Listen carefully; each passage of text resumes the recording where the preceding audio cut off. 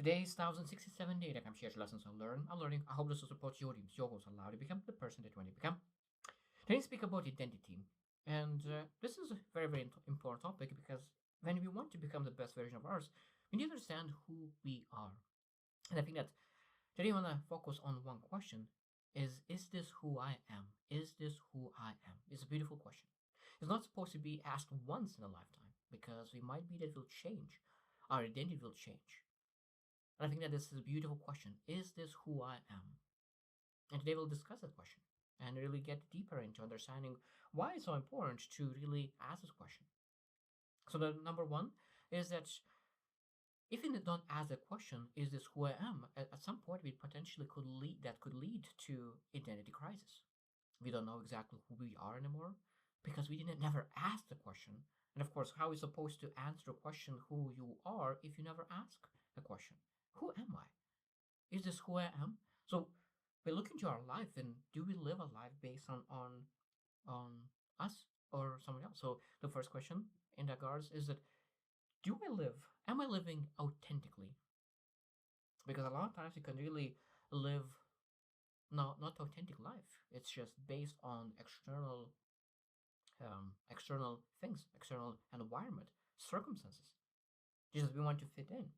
So that means the question is, am I defined by others? Because if you define by others, that means that you never leave, never that will never lead to fulfillment and joy.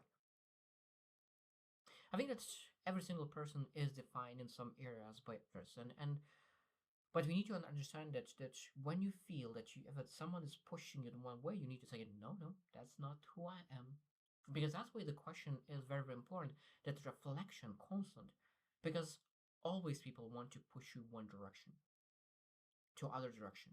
They'll ask you one thing, third thing. And a lot of times those things are great for you or good for you, but not the best for you. And that's when you really pursue success, when you're doing great things, when you're really making things happen, a lot of doors will be open. A lot of times people will want to push in one door, other door, third door, other opportunity. But if you allow other people to really define you or push you through those doors, at some point we need to able to really sit down and ask, is this who I am?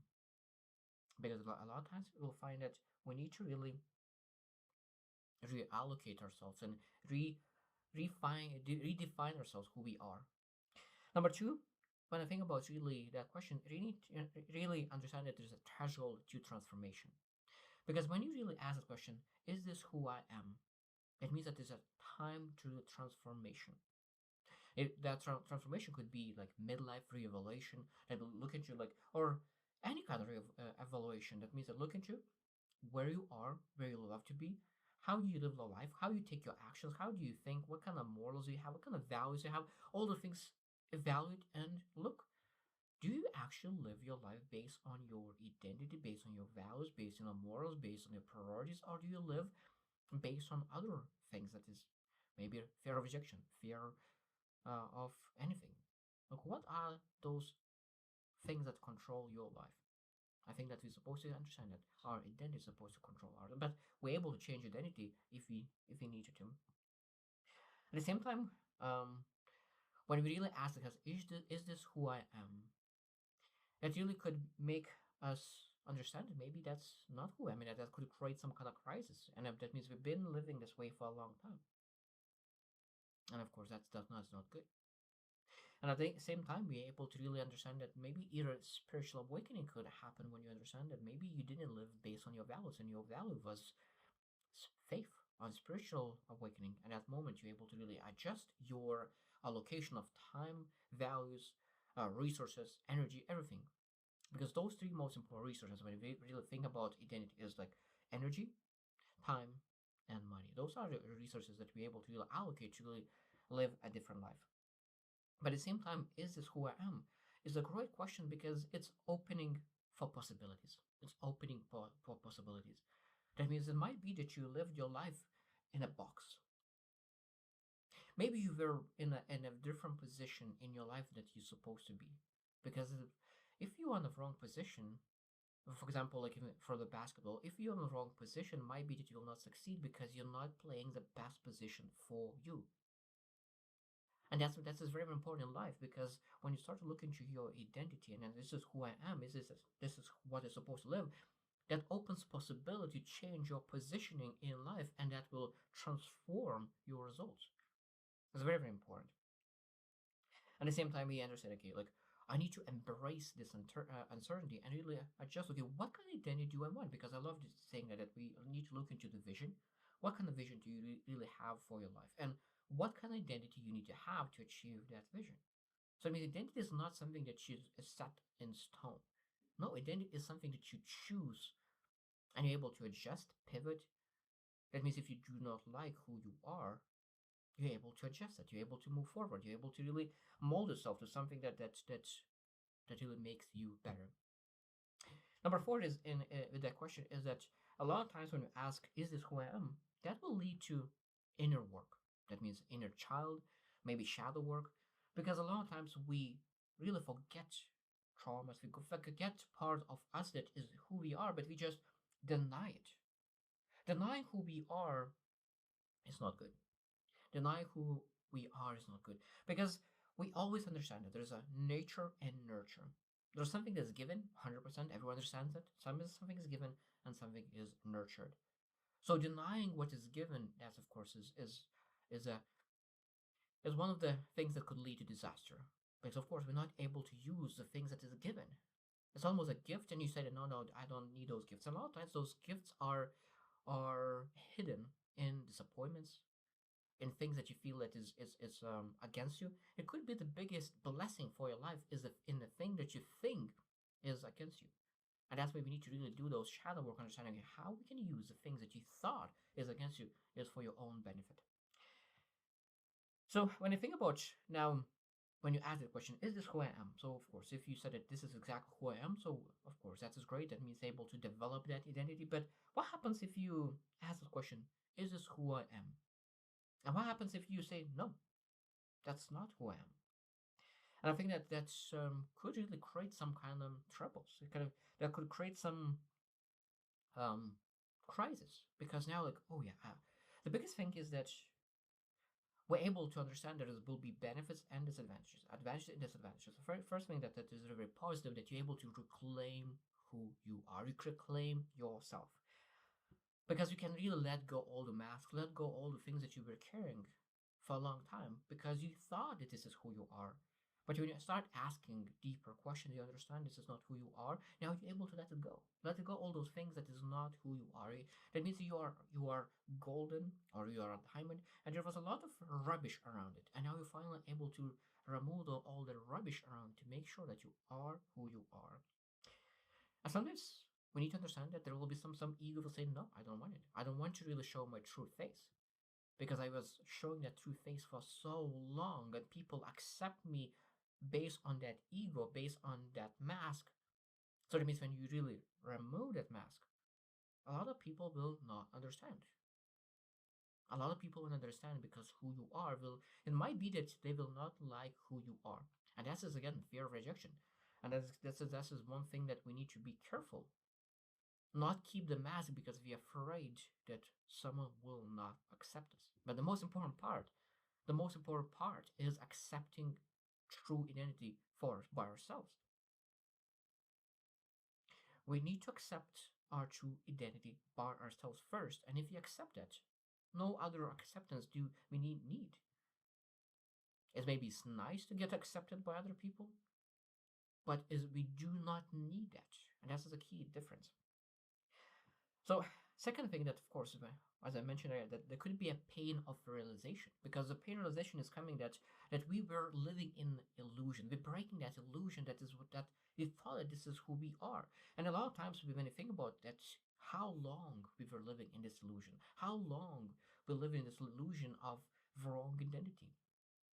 And that moment, it could be really, at some point, it could be grieving period, because they thought that, so you live for 5 years, 6 years, 7 years, maybe a decade in one identity that you thought you are, but you were living in illusion.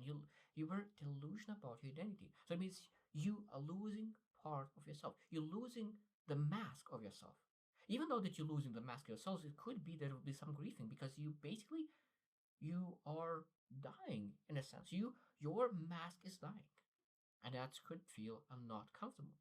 But again, this is a beautiful thing because now you're able to rebirth as a true you, not someone that the mask of you.